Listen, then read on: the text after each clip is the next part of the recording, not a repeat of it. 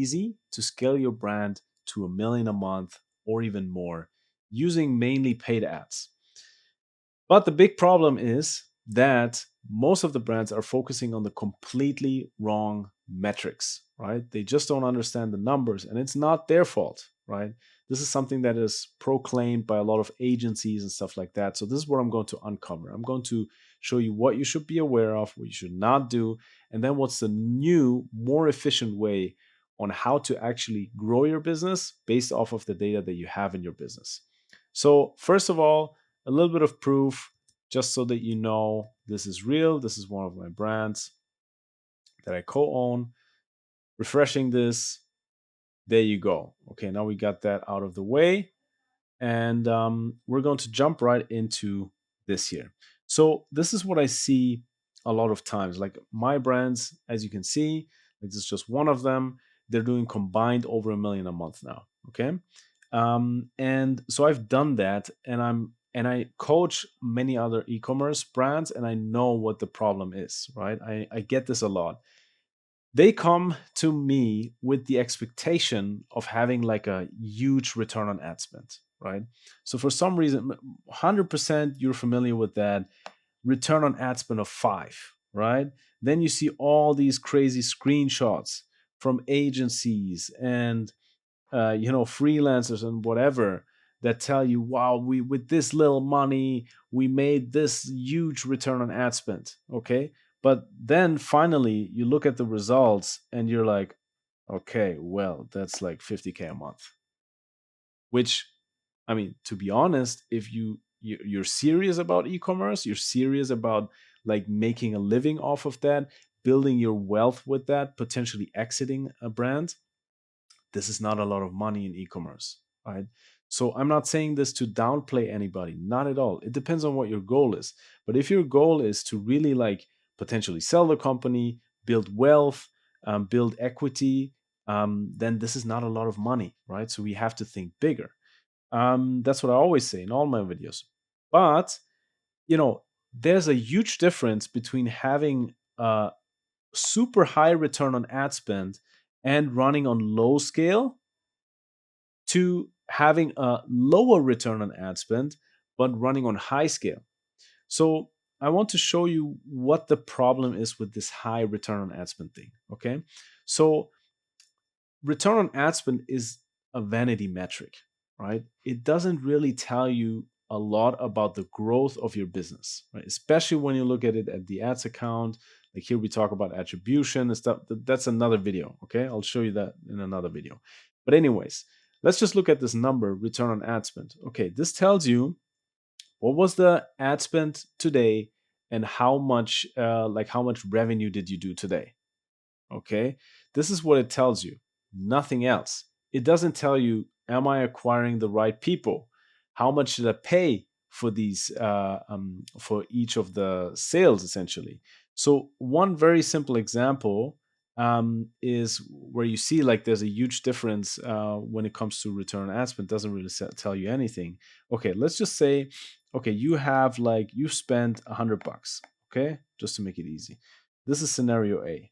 Okay, you spend $100, and now you basically say, okay, I had like 5 sales. Okay, 5 sales. So this means basically you paid $20 per sale. Okay, very easy. $20 per sale. Your CPA is 20. And you acquired 5 new customers. Okay, the return on ad spend on this, right? So let's say the cost, like what they purchased on average, was basically let's say it was like a $50 sale. Okay, so that would mean, or yeah, let's say $100 sale. Okay, so that would mean your return on ad spend is 2. Okay, return on ad spend is 2 because you had 5 sales. No, sorry, 5 sales, $100. That's 500 actually. Okay, so you had $500 and you spend 100, so that's a return on ad spend of 5. My bad. Okay, you see this is all live, no editing, no nothing. And now you could say, okay, let's do the same example, I spent $100, but I only got one sale, okay, which is basically $100 CPA. But this person spent $500. What's the return on ad spend? Return on ad spend is 5, because it's always like it's 500 divided by 100, 500 divided by 100. Okay. So here, those are two completely different things that happened, yet the return on ad spend tells me the same thing. Okay. So in this case, I acquired 5 customers. In this case, I acquired 1 customer. So this is just one aspect of how this can absolutely, put you down the wrong way. We really need to understand how much can we afford to pay for a new customer, right? So what's the CPA that we can afford? And then this is what I'll show you in a second, is what type of customer are we acquiring, and how much worth is this customer to us over the long term, also not only on day one but over the long term. So return on ad spend really doesn't tell you a lot about all of these things, but that's so essential when you're trying to grow a business and you're trying to grow it like month over month over month over month over month, right? So yeah, that's why like this is really a problem. The next problem I see with return on ad spend is it highly depends on your cost structure and your margin structure. Okay. So, example, if you have, let's say, very low margins from the start, you don't have a lot of room, like you cannot afford a lot when it comes to acquiring a new customer, which means your return on ad spend has to be way higher, okay, so that you're profitable. So one example is, for example, fashion. Okay, so yes, you might say, yeah, fashion has good margins, but you have to include all the returns. Like people are sending stuff back, they are buying a bunch of stuff, trying it out, sending it back. So usually the return on ad spend that a fashion brand needs is from the industry is just higher. Okay, now, when you're in, let's say, supplements, that's a different one, right? Then in skincare, it might be a little bit different as well. But ultimately, it's about your specific margin structures. Okay, so how much are you paying for a product? What do people pay on average? Like how much do they purchase on average? And what is a CPA? What is a cost per acquisition that you can afford, right? So one thing, like I look at this at two things basically. Number one, what's your break even CPA? So when do you break even? And then what's your target CPA? Okay. So basically, a very simple calculation. Let's say your product costs $100. Okay, that's what it costs for what the price is in your shop. Okay, so now let's say you pay for this product $20. Then you subtract like shipping, picking, right, handling, all of that stuff. Let's give this another 15. Okay, so this means you're basically like taxes, obviously. Well, in the US, you have like you just add the tax on the final price, so that's fine. Okay, so we're basically subtracting 35 from that. Okay, so this means we have like $65. This is our break-even CPA. Okay, this is very simplified. Of course, you can do it more in detail, but just to show you an example, this is the break-even CPA. So I could spend $65 and break even, right? To get that sale and break even. Now, obviously, you want to have a certain margin. Okay, so let on the first order. So let's say 20% margin, or in this case, 20% because it's 100. So then we would have 45. Okay, this is my target CPA. This is what I want to spend maximum so that I have $20 of margin left after somebody purchased. This this exercise here, almost nobody is doing it, and I don't understand why. People are just focused on ROAS, ROAS, ROAS, ROAS. The ROAS doesn't tell you anything about this, right? And then now I know, okay, these 45 bucks, this is what I can spend to get a customer that then pays 100 bucks on average on the first order, leaves me 20 bucks of profit, and I have the potential to, you know, sell this customer in the future more. Okay? So this is what we have to focus on. And now when you compare it to the new way, like we already started basically, right? So number one is really the cost structure of your product, right? This is what we just did, right? So how much is your product? And basically your main front end offer, like the product that most of the people buy on the first place. I have other videos where I talk about how to optimize the front end offer, not in this video, but you have to understand the cost structure from your product, from the product side. And then the other one is basically understanding the LTV, the lifetime value. So when you look at basically the first transaction, okay, somebody purchases today, okay. Let's say here this is basically time. Somebody purchases today, okay. This is where like we run our Facebook ad. Somebody purchases, great. That's sale number one. Now after 1 month, 3 months, 6 months, how much more do these people purchase, right? And then also what's the, now this is important, here I wrote LTV.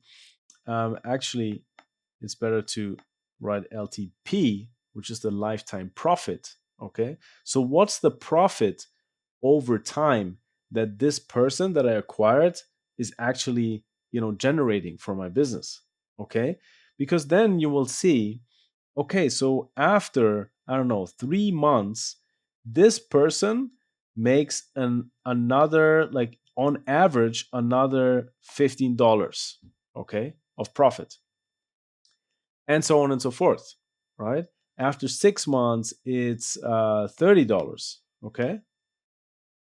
So this is the stuff that I have to understand before I'm running ads, before I judge the performance of my ads, and before I decide on which ads, like what ads to push, and how much to increase the budgets or reduce the budgets. This is fundamental stuff that I'm sharing with you here. Okay. Yet nobody's doing it, and everybody's running for return on ad spend. Don't do it. Trust me. Don't do it. Right.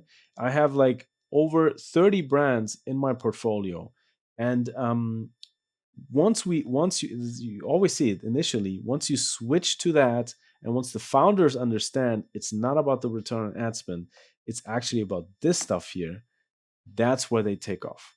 Okay, so understand unit economics. Number one, get the numbers right. Okay, know exactly what's the cost structure, what's the lifetime profit structure, okay, that I have. And then this way, you obviously calculate your CPA. Number one, you look at the cost. This is what we did here, right? But now imagine going back to this here, imagine that you know from looking at your data that somebody that purchases these products here after, let's say, 3 months actually makes you, I don't know, like $40 in profit. Okay.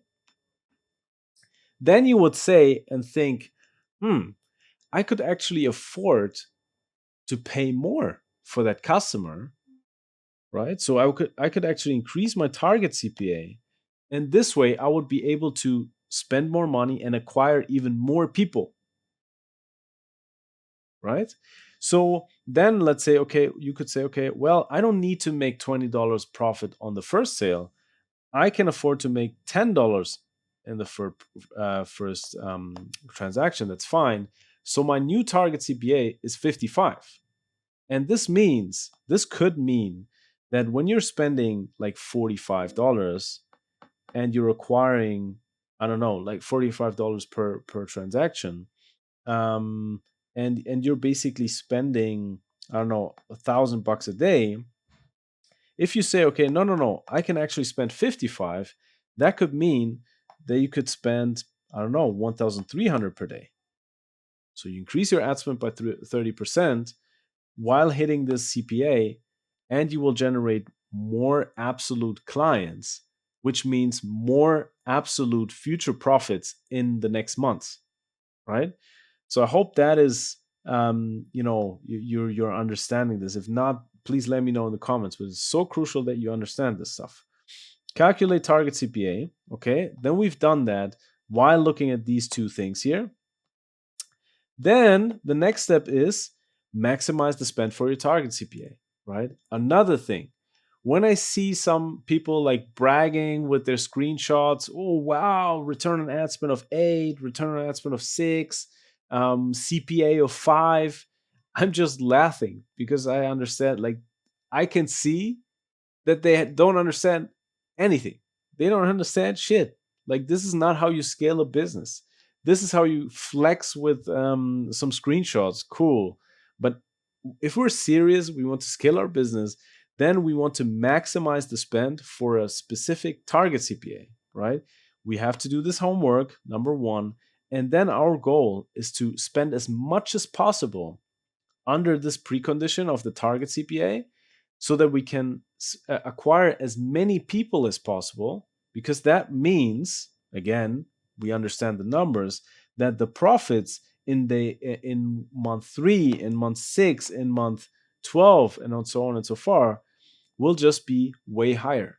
So you're literally increasing the bottom line of your profit, and you're stacking these future revenues and profits on top of each other. Okay, so don't like brag about high ROAS or whatever. Understand your numbers, define a CPA, and then scale the budgets up until you hit this CPA. And obviously you're working with putting in more creatives, building funnels, and all of that stuff. I have a lot of videos on my channel about this stuff. But this is the baseline, this is the basic understanding. Okay, that's the way to get to 1 million a month and even more. Okay, so to summarize, don't fall for this return on ad spend trap, which a lot of agencies are telling you. Like, I hear stuff like, yeah, we get you this return on ad spend and we guarantee success. Bullshit. Don't waste your time with that. Understand your numbers. Like, you as a founder, you have to own this. You have to own the numbers. Nobody else is going to do this. No agency is going to do this. Literally. So get your numbers right, and then align your goal with your numbers, like the KPIs that you want to hit, the CPA, align it with your business goals. Okay, and that's the best way to actually grow your business and not care about the return on ad spend. So what could be is that actually, instead of like a 5 return on ad spend with like $200 ad spend, you would be going at a 2 return on ad spend, but you can spend 1K per day. Or if you're at higher scale, you would be at a 1.7, depending on your margin structure, and you're able to spend 10K, right? So this is the stuff you have to figure out. And I hope this was like a wake up call to not be too focused on the return on ad spend stuff, but actually understand your numbers. If you want to go deeper on this stuff, if you want me on your side working through all of that stuff, actually helping you implement this, helping you get the numbers right while owning the whole acquisition, plus obviously showing you how to do all of the ads, my ad structure, finding the right target audience, educating your prospects instead of just selling them, click on the first link in the description and apply for my mentorship. And this is where I teach brand owners to go 8 figures while owning the whole acquisition without any agencies, external guys that just talk bullshit, but from a brand owner for brand owners. Okay? Looking forward to that. See you in the next one.